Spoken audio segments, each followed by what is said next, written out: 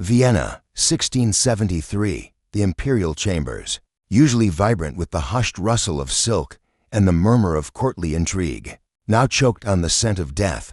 Empress Margarita Teresa, barely more than a girl, lay dying, her breath a ragged whisper against the opulent silence. 21 years, 21 agonizing years, and her body, once a vessel of angelic grace, was a ruin. 6 pregnancies in 6 relentless years had consumed her, each birth tearing more life from her fragile frame. The angelic child, forever immortalized in Velázquez's Las Meninas, was gone, replaced by a spectral figure, ravaged and spent. How could a creature so beloved, so seemingly blessed, become a victim of such monstrous dynastic ambition? This is not merely a tale of a princess. It is a chilling testament to a soul immolated on the altar of power, a vibrant bloom crushed under the relentless machinery of a dying empire. Margarita was born in 1651, a fragile blossom in the gilded cage of the Spanish Habsburg court. Her father, King Philip IV, a man burdened by the weight of a fading empire and the specter of a failing lineage, had taken his own niece, Mariana of Austria, as his second wife. Their union was not one of love, but of cold, calculated strategy, a desperate gamble to secure an heir, to preserve a bloodline already curdling from generations of incest. Margarita's very existence was a testament to this chilling obsession. A child of dynastic calculation, conceived not for joy, but for utility. From her infancy, she was adored by her aging father, who, in moments of rare tenderness, would call her my joy, a beacon in the oppressive gloom of the Alcazar. Her rival was a desperate, fragile bomb detonated in a court haunted by the specter of frailty. Her younger brother, Charles, a grotesque testament to the Habsburg curse, was already a visible monument to their genetic decay. His deformities, his weakness, his vacant stare, they were a constant, chilling reminder of the price of their inbred purity. Margarita, by stark contrast, appeared healthy, vibrant, a miracle of resilience in a lineage teetering on the precipice of extinction. She became not merely a daughter, but a dynastic asset, a living, breathing promise of continuation. The court breathed a collective, desperate sigh of relief. This child, they believed, would save them. Her childhood unfolded within the sun-drenched, yet suffocating confines of the Royal Alcazar of Madrid. Every lesson, every gesture, every moment of her carefully curated existence was a meticulous preparation for a future not her own. She was taught languages, not to broaden her mind, but to facilitate political alliances, etiquette, not for social grace, but for the rigid demands of courtly protocol, religion, not for spiritual solace, but to instill the unquestioning obedience demanded of a royal pawn. Her education was a gilded cage, designed to mold her into a perfect, pliable instrument of the Habsburg will.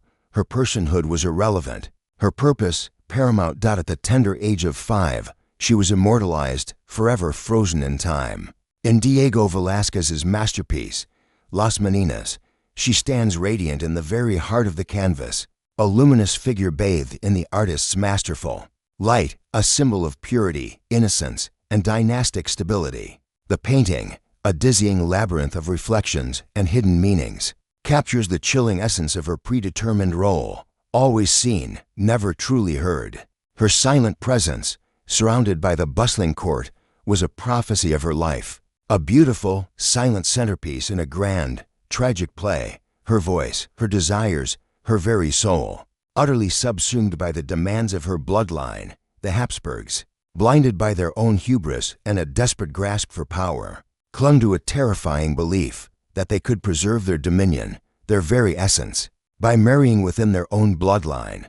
Generation after generation, the grotesque dance continued. Uncles wed nieces, cousins wed cousins, forging an ever tighter knot of power, but also concentrating, with horrifying precision, the genetic disorders that would ultimately unravel them. Margarita's own family tree was a twisted, gnarled testament to this madness, a horrifying tapestry woven with repeated ancestors, each thread a whisper of decay. Her parents, uncle and niece, were but one example of this incestuous legacy. Her own marriage, a chilling echo of this pattern, would mirror the same grotesque design. Her brother, Charles II, the most infamous, most tragic victim of Habsburg inbreeding, would later die childless, a living, breathing monument to their catastrophic folly. But Margarita, in her fragile youth, at first seemed like hope incarnate. Her bloodline, though tainted by generations of incest, was, by some cruel twist of fate, momentarily pure enough to produce a seemingly healthy child. Her health, promising, she was the last, desperate throw of the dice for a dynasty hurtling towards its inevitable collapse. Her fate, sealed before she had even turned 12, was to be betrothed to her uncle and cousin, Leopold I, the Holy Roman Emperor. This union, a desperate, final attempt to unite the Spanish and Austrian Habsburg branches, was meant to forge an unbreakable chain of power to stem the tide of their decline. Instead, it would become the instrument of her destruction. In 1666, at the tender age of 14, Margarita was ripped from the only world she had ever known. She said goodbye to her family, a final, tear-streaked embrace with a father she adored, a mother whose love was often overshadowed by dynastic duty. She said goodbye to her dolls, the innocent companions of a childhood brutally cut short. She said goodbye to everything familiar, everything that had ever brought her solace. The journey to Vienna was not a grand adventure, but a month-long, agonizing odyssey across a vast, indifferent Europe, a forced march towards a destiny she could not comprehend. She was to marry a man twice her age, a stranger whose face she barely knew, whose world was utterly alien. Her arrival in Vienna was met with a spectacle of grandeur, a dazzling, hollow display designed to mask the cold reality of her sacrifice. Balls shimmered with candlelight, operas swelled with dramatic crescendos, festivals exploded with vibrant colors and joyous music. Yet, amidst this dazzling pageantry, Margarita felt like an outsider, a ghost haunting her own wedding celebration. She clung to Spanish customs like a drowning woman to driftwood, her refusal to speak German a silent, desperate rebellion against the encroaching foreignness. She remained emotionally distant from the Austrian court, a porcelain doll in a gilded cage, her heart locked away, guarded by the memories of a home she would never see again. Despite the vast cultural chasm that separated them, her marriage to Leopold was, by many accounts, surprisingly affectionate. He, a man of intellect and artistic sensibilities, called her Gretel, a tender, diminutive nickname that hinted at a flicker of genuine fondness. She, in turn, addressed him as uncle, a chilling reminder of the incestuous ties that bound them. They shared interests in music and art, finding fleeting moments of connection in the universal language of beauty. But their union, for all its superficial warmth, was not built on love. It was a contract, a chillingly precise agreement forged in the crucible of dynastic necessity. Margarita's true, brutal role was to produce heirs, to churn out the next generation of Habsburgs, regardless of the cost to her own body and soul. From the age of 16 onward, Margarita's life became a relentless, agonizing cycle of pregnancy and mourning, a macabre dance with death that would ultimately consume her. Her first son, a fleeting spark of hope, died in infancy, a tiny coffin a prelude to the horrors to come. Her only surviving child, Maria Antonia, was born 2 years later, a momentary reprieve from the relentless sorrow. But more children followed, each one a testament to her body's agonizing struggle, most dying within days, their brief lives extinguished before they could even draw a full breath. Each birth, each loss, tore another piece from her, stripping her of vitality, leaving her a hollowed-out shell. Doctors, their faces grim with concern, noted her increasing pallor, her constant illness, the insidious decay that was consuming her from within. She became reclusive, a shadow flitting through the imperial palace, often confined to her bed, her once vibrant spirit dimmed by an unbearable grief. Desperate for meaning in the face of such relentless tragedy, Margarita, consumed by a profound and terrifying despair, began to blame her misfortunes on divine punishment.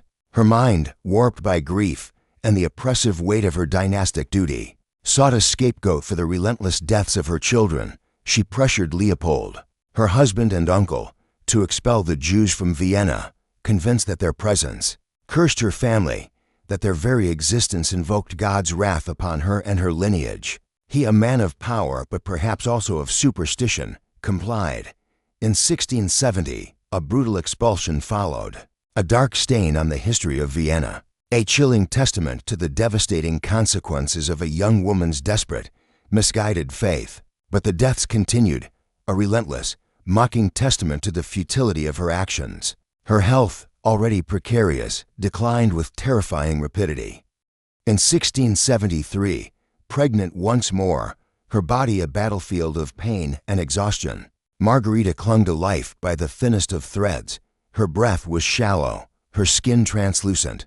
Her eyes, once so bright, now held the haunted gaze of one who had seen too much suffering. She succumbed to illness, her fragile spirit finally breaking free from the tormented vessel that had held it captive. She died, a tragic echo of her own children, with a dead child still in her womb, a final, heartbreaking testament to the brutal cycle that had defined her existence. She was only 21 years old. Her husband, Leopold, mourned her deeply, a fleeting moment of genuine grief in the relentless march of dynastic duty. But within months, the Habsburg machinery, cold and unfeeling, continued its inexorable grind.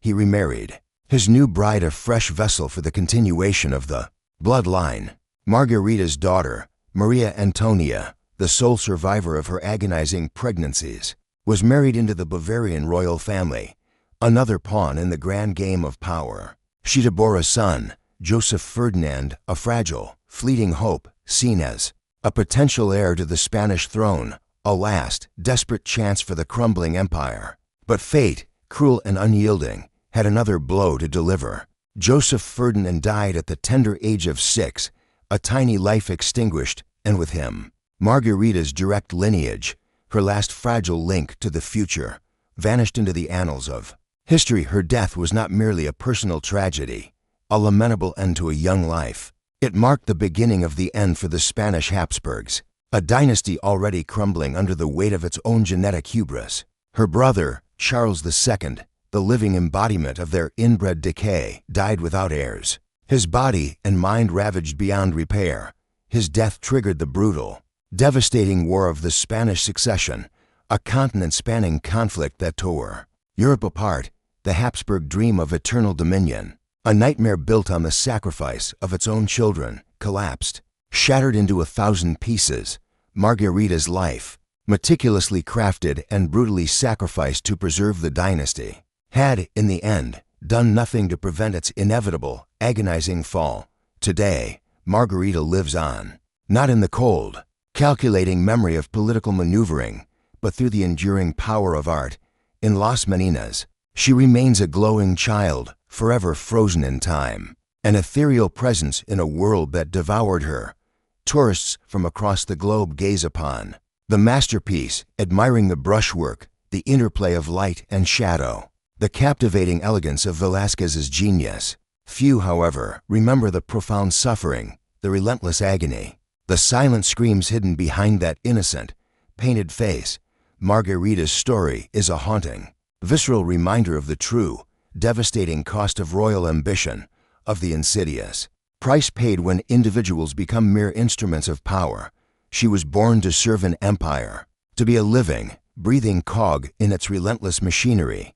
But the empire, in its insatiable hunger, took everything from her, her childhood, her health, her joy, her very life. In remembering her, in truly seeing beyond the gilded frames and painted smiles, we honor not the dynasty she served, but the vibrant, fragile girl she was, the human being whose existence was a testament to both beauty and profound tragedy. Her candle burned too briefly, extinguished by the very forces meant to sustain her.